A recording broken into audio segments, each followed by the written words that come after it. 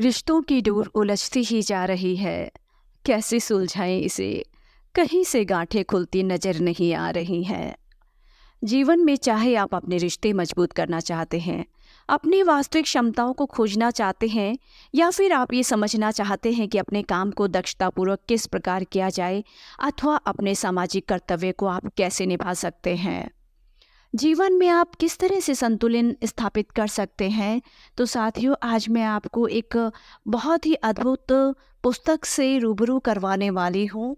इस पुस्तक के जो लेखक हैं गौर गोपाल दास हैं, और इस पुस्तक का नाम है जीवन के अद्भुत रहस्य। श्रीमान गौर गोपाल दास दुनिया के सर्वाधिक लोकप्रिय जीवन शिक्षकों में से एक है, जिन्होंने अपना ज्ञान लाखों लोगों के साथ साझा किया है। उनकी यह पहली पुस्तक जीवन के अद्भुत रहस्य जीवन संबंधी उनकी अनुभूतियों तथा सीखों को एक हल्की फुल्की शैली के साथ में विचारोत्तेजक ढंग से प्रस्तुत करती है। जीवन में किस तरह से संतुलन स्थापित किया जाए, कैसे तालमेल स्थापित किया जाए, यह पुस्तक इस कार्य में आपकी सहायता करती है। सबसे ज़्यादा पसंद और फॉलो किए जाने वाले जीवन शिक्षकों में से एक गौर गोपाल दास जी के द्वारा इस पुस्तक में एक समाजशीलता वर्कशीट पुस्तक के अंत में दी गई है। साथियों, आज मैं इस समाजशीलता वर्कशीट के बारे में आपको विस्तार से बताऊंगी, ताकि आप भी अपने मूल कारण को पहचान कर अपनी समस्या का समाधान पा सकें।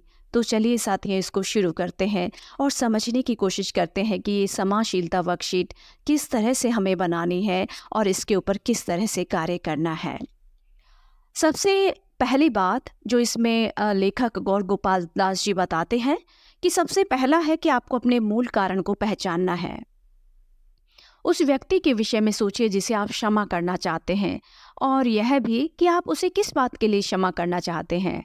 अब आराम से बैठ जाइए, सांस लीजिए, कुछ क्षणों के लिए सांस रोक कर रखिए और फिर सांस छोड़ दीजिए। यह अभ्यास बहुत सारी भावनाओं को रिलीज कर देगा, निस्तारित कर देगा, और इसे स्वाभाविक रूप से हो जाने दीजिए। और इसके बाद में आपको अपनी एक नोटबुक में ये लिखना है, जैसे कि उदाहरण के लिए, मैं सैम को क्षमा कर देना चाहता हूँ हमारे सभी मित्रों के सामने मुझसे ऊंची आवाज़ में बात करने के लिए।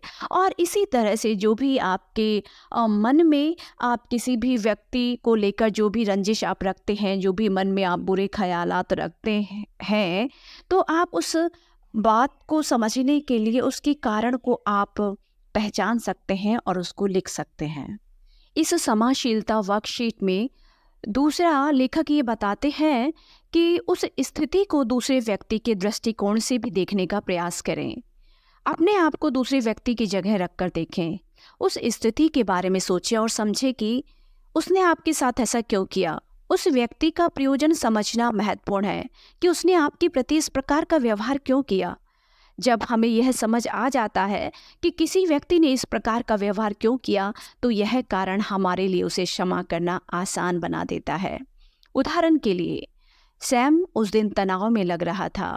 मेरा अनुमान है कि कुछ पारिवारिक कारण रहे होंगे, शायद इसी वजह से वह मुझसे असामान्य तरीके से बोला। साथियों, ठीक इसी तरह से आप भी अपने आप को किसी दूसरे व्यक्ति के दृष्टिकोण से समझकर देखें कि आखिर जो भी घटना आपके साथ हुई, उस घटना के समय उस व्यक्ति की स्थिति कैसी थी, उसका दृष्टिकोण कैसा था। तीसरा जो बिंदु है, इसमें लेखक बताते हैं कि दूसरे व्यक्ति के विचारों की पुष्टि कीजिए। यह पुष्टि करने के लिए जब उसने आपके प्रति उस प्रकार का व्यवहार किया तो उसके विचार क्या थे। इसके लिए आपको निम्नलिखित कार्य आप कर सकते हैं, जैसे कि उस आदमी से सीधे संपर्क कीजिए, उसके विचार प्रणाली को समझने के लिए बुद्धि कौशल का प्रयोग करें। एक सामान्य वार्तालाप यह उजागर करने में सहायक हो सकता है कि उसने इस प्रकार का व्यवहार क्यों किया। ध्यान दें, आपको इस मुलाकात में दोषारोपण के लिए नहीं जाना है, क्योंकि अगर चीज़ें भावनात्मक हो गई तो सब उल्टा हो जाएगा। या फिर किसी ऐसे आदमी से बात कीजिए जो आपको उस व्यक्ति की वर्तमान मनोदशा समझाने में सहायक हो। यह उस व्यक्ति के परिवार का सदस्य या उस व्यक्ति का निकटतम मित्र भी हो सकता है। या फिर आप इस विषय में कुछ और तथ्य सामने आने तक प्रतीक्षा करें। समय से चीज़ें सामने आने दें और कुछ समय आप वेट करें और इन सभी बातों को आप एक स्थान पर लिख लीजिए। चौथा बिंदु इसमें लेखक बताते हैं कि आगे आने वाली कठिनाइयों का अनुमान लगाएं, लेकिन इस व्यक्ति को क्षमा करने से होने वाले लाभों को भी समझने का प्रयत्न करें। जब हम किसी को क्षमा करने का प्रयास करते हैं तो स्थितियां और भावनाएं फिर से सब कुछ याद दिला सकती हैं। वे इसको कठिन बना सकती हैं या पूरी तरह से विफल भी कर सकती हैं। आप पीड़ा, रोष, अन्याय का अनुभव कर सकते हो। जो भी हो उसे आपको लिखना है। यह समझें कि उन पीड़ा देने वाली भावनाओं को पकड़ कर रखने से बेहतर होगा उन्हें छोड़ देना। जैसे कि उदाहरण के लिए, मैं समझता हूँ सैम को क्षमा करना कठिन होगा क्योंकि मैं जानता हूँ कि इस प्रकरण में मैंने कुछ भी गलत नहीं किया है। इस तथ्य को नज़रअंदाज करना कि मैं सही था और उसे क्षमा करना मेरे लिए कठिन होगा, तथापि इससे हमारे संबंध बढ़ेंगे, अतः यह करने योग्य सही कार्य है। पांचवा बिंदु लेखक बताते हैं कि उन सभी बातों को याद कीजिए जो उस व्यक्ति ने आपके लिए की थी। उन सभी चीज़ों का स्मरण करना जो उस व्यक्ति ने आपके लिए की थी आपकी क्षमा यात्रा में सहायक होगा। जैसे उदाहरण के लिए, मैं शैम को क्षमा करना चाहता हूँ क्योंकि इसका परिणाम यह होगा कि मैं जब भी उससे बोलूँगा तो मुझे असहजता का अनुभव नहीं होगा और मेरे दिमाग में वह घटना नहीं आएगी।